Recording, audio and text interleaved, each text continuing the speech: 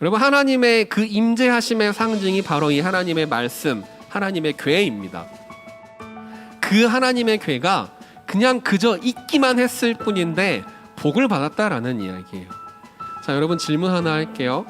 여러분들이 손에서 놓지 못하는 핸드폰이나 뭐 남자친구나 여자친구나 뭐 이런 것들이 여러분들에게 그리고 여러분들의 온 집에 복을 주나요? 그렇지 않을 거예요.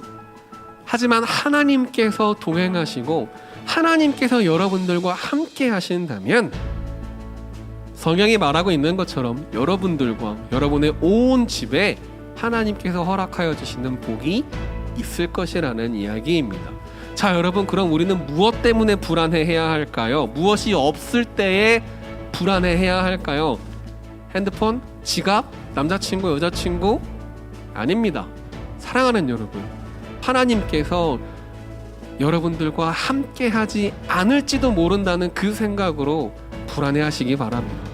하나님께서 나와 함께 하고 있지 않을 그때가 바로 우리가 불안에 떨어야 하는 시간이라는 거예요. 하나님의 궤, 하나님의 말씀이 담겨져 있는 그 상자가 눈에 보이기 때문에 오벳에돔이라는 사람은 그것을 늘 보면서 하나님 앞에 더욱더 겸손한 마음으로 나아갔을 거예요. 눈에 보이는 하나님의 그 상징이 있었기 때문입니다. 오벳에돔이라는 그 사람은 하나님을 떠날 수도 없었을 것이고 떠날 생각도 안 했을 거예요. 왜냐? 하나님의 임재의 상징, 하나님의 궤가 눈앞에 있으니까요.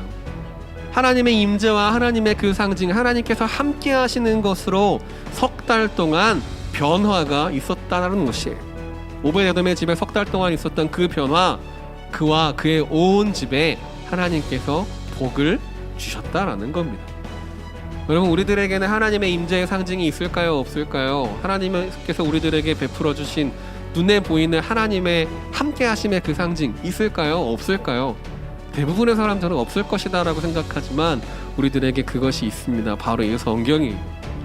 바로 이 하나님의 말씀입니다. 공기의 존재는 눈으로 확인할 수 없습니다. 하지만 우리가 그것을 경험함으로 알 수 있죠. 하나님의 존재와 하나님의 임재와 하나님의 말씀, 눈에 보이지 않는 그 하나님이 눈에 보이는 모습으로 우리들에게 다가오시는 것이 바로 이 성경이에요. 우리는 이것을 통해서 하나님께서 살아계신다라는 사실을, 하나님께서 함께 하신다라는 사실을 경험할 수 있기 때문이에요. 사랑하는 여러분, 하나님께서 동행하심으로 주시는 그 복을 기대하시기 바라고요. 하나님과 동행함으로 나에게 일어날 그 변화들을 기억하시기 바랍니다. 문제가 해결되어지는 것만이 변화가 아니에요. 내가 더 하나님께 나아가 기도하는 것도 변화이고요. 내가 더 하나님의 말씀을 잘 듣게 되는 것도 변화입니다. 이전에 하지 않았던 말씀 노트를 해보는 것도 변화이고요. 이전에 하지 않았던 기도를 하는 것도 변화인 거예요. 여러분들의 삶에 일어나는 하나님과 함께함으로 생겨나는 그 변화들을 기대하시고 그 변화들을 경험하면서 날마다 변화되는 그러한 삶을 살아갈 수 있는 그런 저와 여러분들이 되시기를 간절히 소원합니다.